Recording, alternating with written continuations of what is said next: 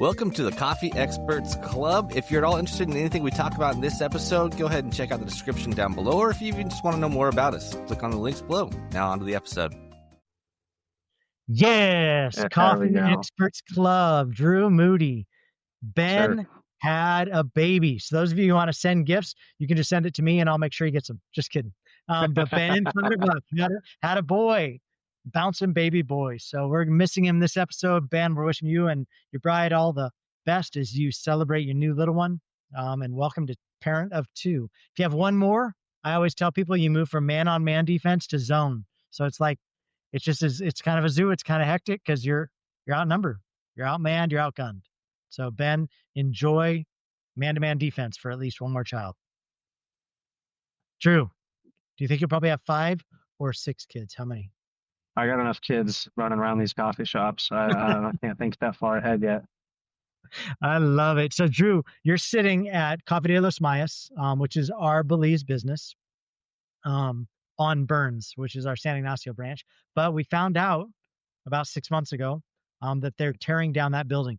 And it has been a heartbreak and a frustration and a sadness, but we found a new location and we're pretty excited about it. It's almost directly across the street. So really it's our best case scenario. You know, we really vacillated back and forth. Do we use this as an opportunity to go and actually open up a drive-through? You know, because it's our only location in Belize that's not drive-through. It was our very first one. It's kind of a proof of concept. Is all of our ideas going to work down here? We kind of set it up as like a walk-up, like a drive-through. We walk like a walk-through almost, where we have limited seating, but kind of still focusing on speed, service, strength. That's our 3 pillars.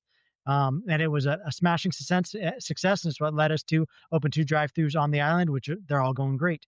But now we're having to move our main location, which is always, you know, our HQ. We were in love with our baby, someplace different, you know, and I thought it would be good to kind of pull back the veil a little bit on that and talk to our listeners about how does it feel to move your original location, and what are all the highs and the lows that you go through, and what are some of the battle that we're working through, and some of the things that we're going to really lean into and think that other people should really lean into. And then also some of the things we're nervous about. Like, let's just have kind of a vulnerable moment of sharing here on Coffee Experts about Coffee de los Mayas. I have been going through this almost semi-nostalgic experience because I've been reminiscing on the time. I mean, we've only been here 3 years, right? But it's been the first 3 years of our business. It's been incredibly busy. It's been incredibly stressful. It's been incredibly rewarding. So I have a bunch of photos saved from, you know, before we even had anything in this building is empty. And then we had our countertops in, we had some decorations in, then we were training. We didn't have machines to train. Like, it was all fiasco. So I've been looking at all the fun pictures and memories. And it actually reminds me, we did a big remodel of one of our locations at Roasters. And it was a similar nostalgic moment. I was standing with Wes, and there was this crazy paint wall we had. And he was reminiscing, just kind of like this, telling me, you know, I was on such and such date, and we here with my wife and son, and we did this big painting. And granted, they had that location a lot longer than we had our locations.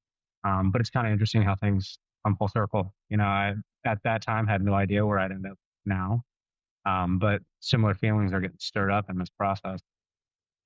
Yeah, I mean, I think same thing for me. Like, I love our locations on the island. Like, they're beautiful. They're such beautiful buildings, man. I'm so proud of our buildings. I think they're so unique. In fact, I told you, if we ever, you know, come back to the States and do coffee here, I'd like to actually do our buildings here, because I feel like they're so unique and just badass looking. But there is always something nostalgic about your first one. You know what I mean? Like, it's something that it was a totally new thing. I remember when we grand opened there, Drew, and man, I had flown in like 2 nights before.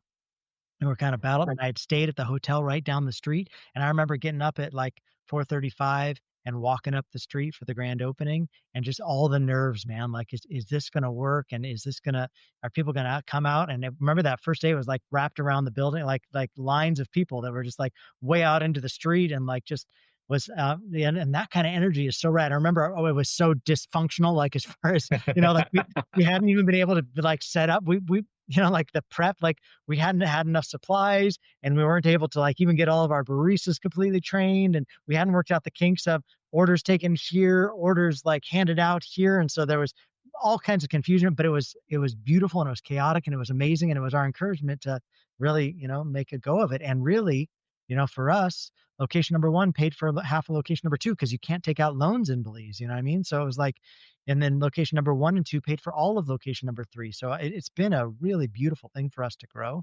But I do think there's that nostalgia of, man, this is our baby. And last time I was in Belize, I just sat out there on the one of the outdoor seats and just watched people walk by, and it was kind of a little bit of a breeze, which you don't always get there in San Ignacio. A lot of times it can just swelter, and so Yeah. like it was a nice little breeze, and I just thought, man, I am gonna miss this spot.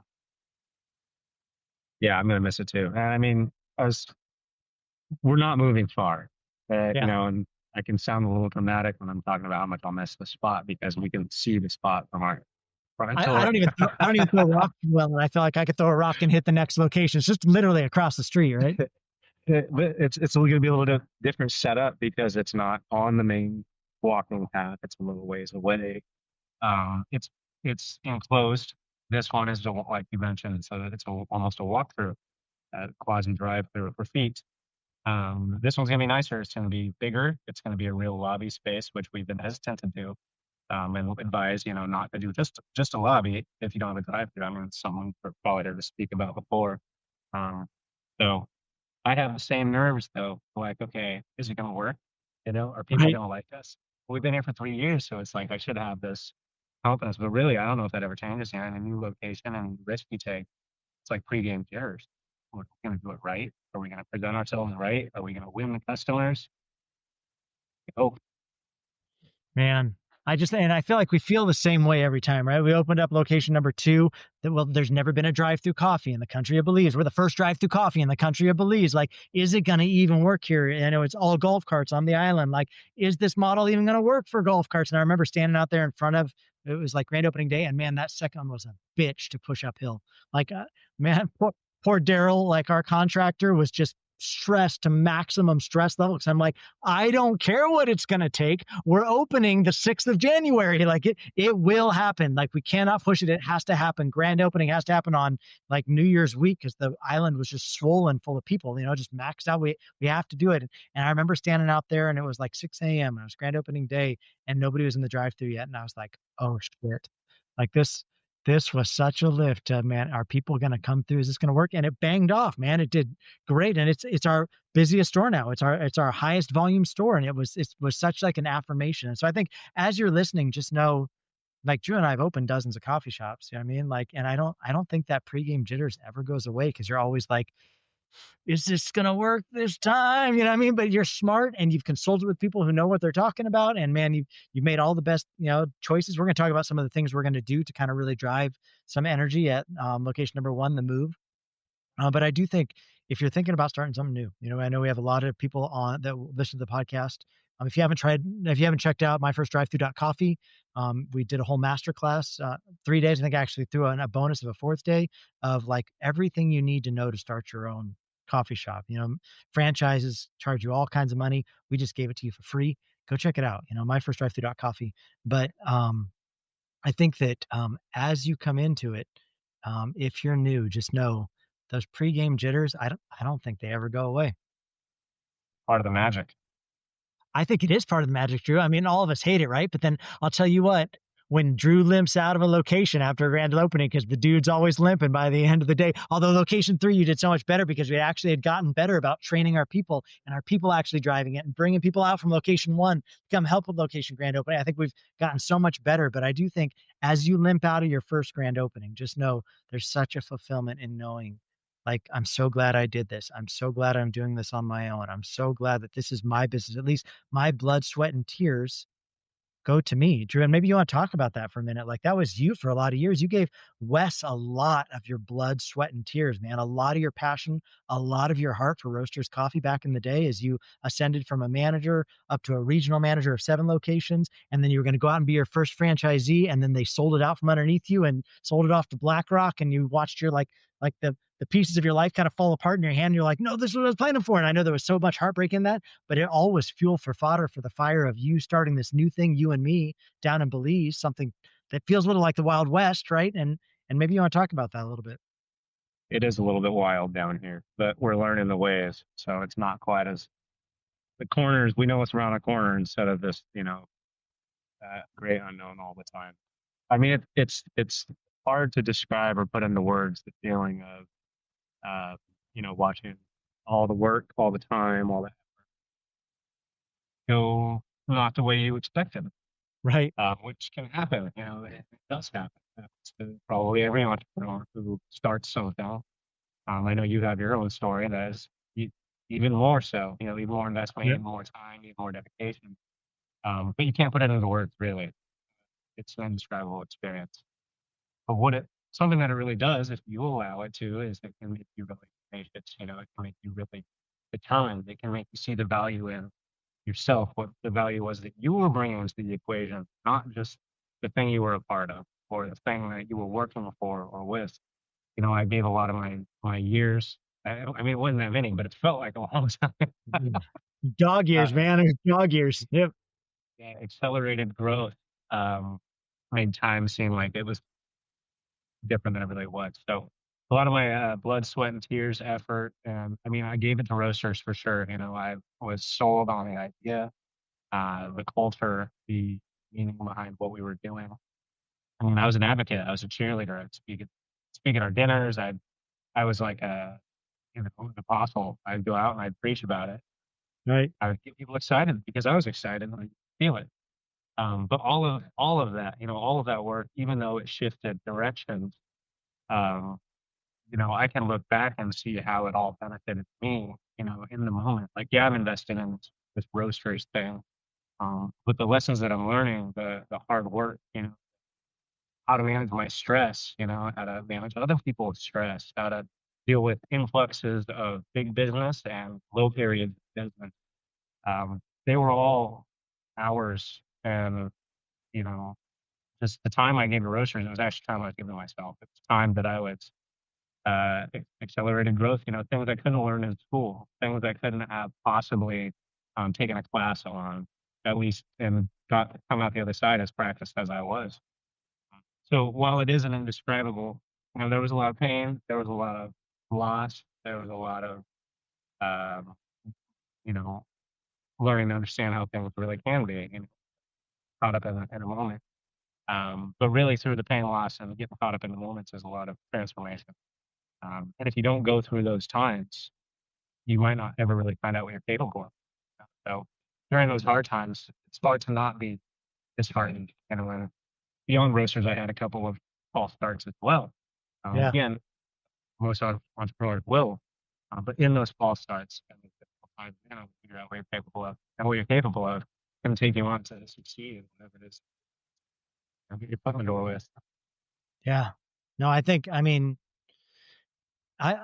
heartbreaks, we talked about it on my first drive through. I talk about my first venture and it failing, and the heartbreak of a fail, but the invaluable lessons you learn, and nobody wants to fail. Nobody wants to close a business. Nobody wants to try and like peddle your wares out on the street to try and recoup some of the dollars you pulled out of your house. You know what I mean? Like nobody likes that. You know what I mean? But I will say it's what puts stripes, like stripes on your shoulder, man. It's what like allows you to speak with authority on things. And for you, like the couple of false starts, not only the heartbreak of like roasters and that franchise falling through, something that you had invested so deeply in and had saved up money for so long to be able to buy into this franchise and move into it. And the building was already built and it was literally right there, almost yours. And then you just watched it fall apart. And then like trying to go out and start that thing in Tri-Cities and picking up that drive-through stand on that trailer and having it fall off the trailer and bust in half, and watching like this whole like dream that you had like thought was going to come together and not work out, and then like moving down to Texas and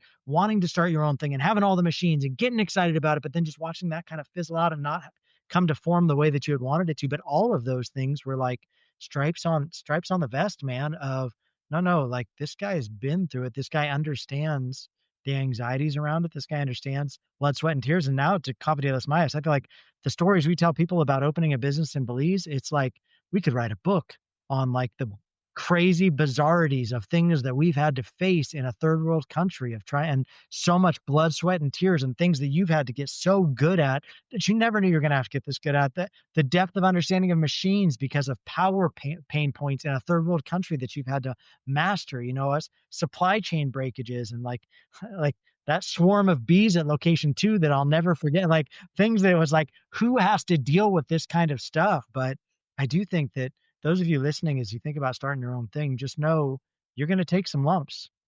And there are a reason why people don't do this. Like there's a reason why people stay in the steady, man. They just are employees forever. But it is an invaluable life lesson, and the stories, and like all of us love that whole idea of like the warrior's tale, of people that have had to go through harrowing things that have made them the kind of people that they are, and I think that in and of itself is very noble and very inspiring, and it inspires all of us to take cool ground and to make great impact.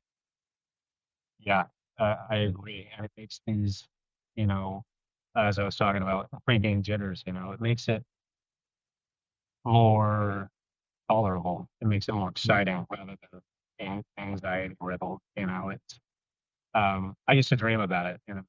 Oh, one day I want to have this. One day I want to take these steps. One day I want to make it work. Like, okay, well, every step that we've taken that has worked makes it more believable. It's less of Yeah. this intangible pipe dream and more of like, okay, how I know X, Y, Z, what will happen when I do X, Y, Z. And X might not always work. I have to have an ABC plan for X, Y, and Z. Right. But you come up with contingencies to keep the ball moving forward. So bringing it back to our location and moving the location. I mean, we've been through stuff like this. We've experienced how to direct traffic, how to get out there and talk to people, how to get on the town, what avenues to exhaust to get in front of people's faces. I mean, down here is different than the West. They add dollars towards things that people are always on their phones. And that is the case here, but it's almost more effective to go out and talk to people on the street. There's traffic officers we hand flyers to. There's just local friends of ours who will walk around handing things out. That's almost more effective for us. So getting loud about any change. This is kind of a big change. Again, like I said, it's not very far distance-wise, but any kind of change, you're going to be more prepared for it than all you face it. Yeah. And I think something we just talked about with the gal that's helping us with our social media, who we love, who's a young kid in college. They're in Belize, who, has grown alongside of us, and we've got to give ideas to, and she's got to grow her strengths, and she's gotten better. Like I'm so proud of our Alyssa and the way that she does social media for us down in Belize. But, we talked a lot about it yesterday on our marketing call with her. We do a biweekly marketing call where we talk ideas, we talk deals, we talk about strategy as she's creating posts. But we talked about, and this is something that as you're opening a new location, I think you really need to think about, and that is, how do you tell the story? Like, make sure you're crafting a story. So I asked Alyssa to come back with us of, hey, we've got about 6 weeks of construction we're going to do. Like, what's the story we're going to tell over the next 6 weeks? And let's start it with how excited we are to be a part of this town. We thought about moving to a neighboring town. We thought about doing a drive-through. We talked about all these things, but what we couldn't get away from was our deep love for San Ignacio, and like get people on board with your story, get good at telling your story, and then tell that story in a way that collects people, that people are like, I want to get behind that, And so I think that something I'd really encourage you is, as you get close to your location being done, those last like 6 to 8 weeks are critical of start telling the story, get people excited, show the construction project, do some walkthrough videos, let them feel the energy of, man, we're pumped about this, especially if you're doing things that are going to change. Like for us, our location, it is going to get bigger. There is going to be more seating.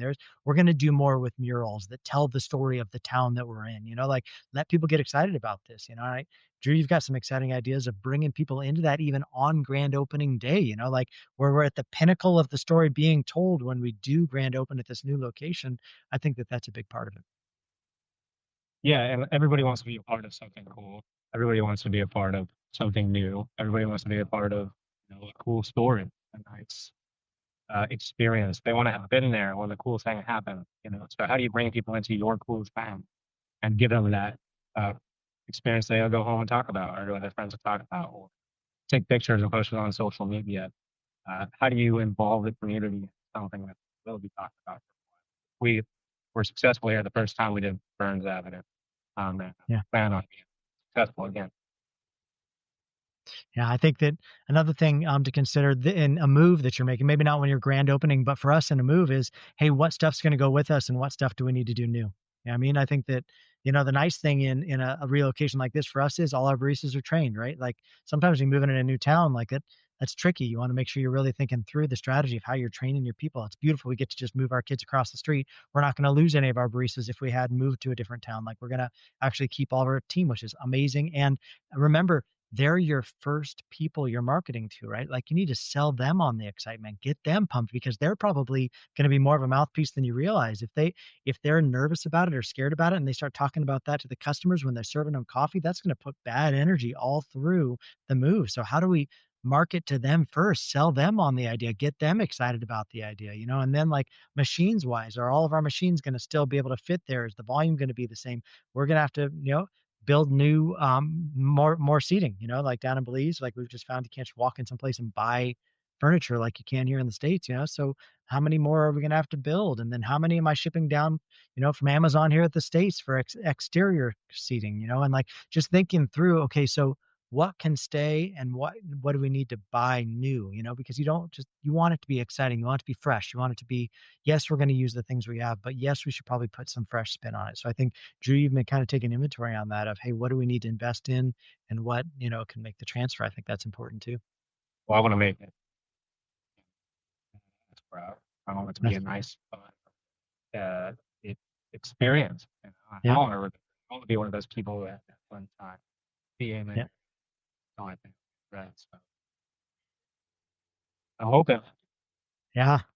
And I think finally, probably as we wrap up the show today, like, figure out when you can have consistent vendors to partner with. Like, we're bringing in Daryl from over on the island to come and build out this location for us here on the mainland. Those of you who aren't familiar with Belize, it's like an hour and a half drive from the coast to San Ignacio. You know what I mean? It's a flight from the island to the mainland and a drive. You know what I mean? So it's a more expensive decision for us to partner with Daryl, but we know Daryl gets us. We know we can trust Daryl's timelines. We know he understands what we're trying to do.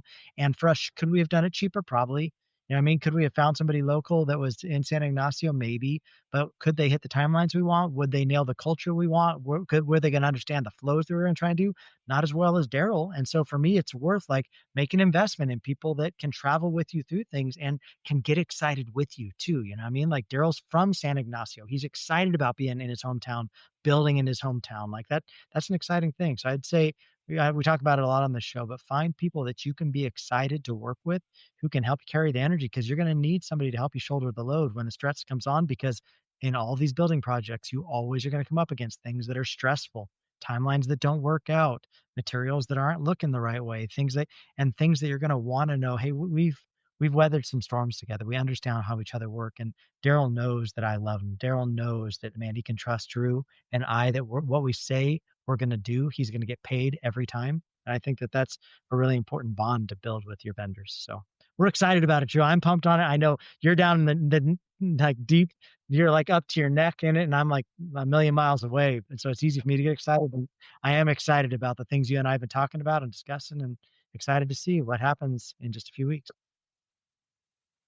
Yeah.